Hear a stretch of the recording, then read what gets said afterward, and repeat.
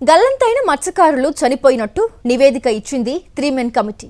మత్స్యకారుల గల్లంతుపై విచారణ చేసింది 3 మెన్ కమిటీ. సెర్చ్ ఆపరేషన్ ముగిసినట్టు కోస్ట్ గార్డ్ ఇచ్చిన సమాచారం ప్రకారం 3 మెన్ కమిటీ విచారణ జరిపింది. గల్లంతైన మత్స్యకారులు చనిపోయినట్టు నివేదిక ఇచ్చింది 3 మెన్ కమిటీ. మత్స్యకారుల గల్లంతుపై విచారణ చేసిన 3 మెన్ కమిటీ నివేదికను సమర్పించింది. పూర్తి డీటెయిల్స్ అందించేందుకు మా కరెస్పాండెంట్ అనిల్ అందుబాటులో ఉన్నారు. అనిల్,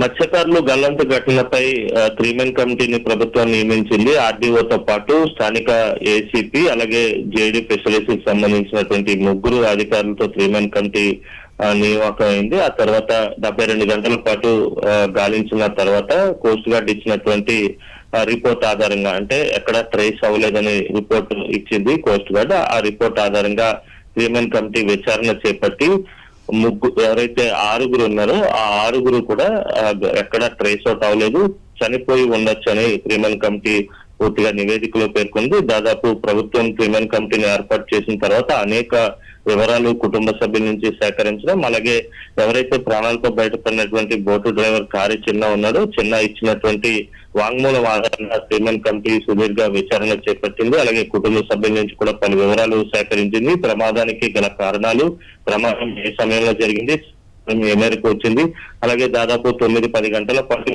చిన్న ఈదుకుంటూ వెళ్లి ఒక కమర్షియల్ షిప్ లోకి కమర్షియల్ షిప్ క్రూ ఆయన రక్షించారు. అప్పటి వరకు జరిగినటువంటి ప్రయాణం, ఈదినటువంటి ఎవరైతే మత్స్యకారులు ఉన్నారో వారి మధ్య జరిగినటువంటి సంభాషణ, ఇలా అనేక అంశాలను 3 మెన్ కమిటీ పరిగణలోకి తీసుకుని విచారించిన తర్వాత కోస్ట్ గార్డ్ ఇచ్చినటువంటి రిపోర్ట్ ఆధారంగా 9 పేజీల సుదీర్ఘ రిపోర్ట్ ని కూడా ప్రభుత్వానికి 3 మెన్ కమిటీ సమర్పించింది. వారి కుటుంబ సభ్యులు, వారి వివరాలు, వేటకు ఎప్పుడు వెళ్లారు, ప్రమాదం ఎప్పుడు జరిగింది, చివరి కుటుంబ సభ్యులతో ఎప్పుడు మాట్లాడారు, ఇలాంటి అంశాలన్నిటినీ కూడా పరిగణలోకి తీసుకుని వాటి ద్వారా విచారణ చేసి చిన్న ఇచ్చినటువంటి వాంగ్మూలం, తెలిసినటువంటి విషయాలు, కుటుంబ సభ్యుల నుంచి సేకరించినటువంటి అంశాలు, వీటన్నిటితో పరిగణలోకి తీసుకుని 9 పేజీల ఫ్యాక్ట్ ఫైండింగ్ రిపోర్ట్ ని ప్రభుత్వం ముందు ఉంచింది.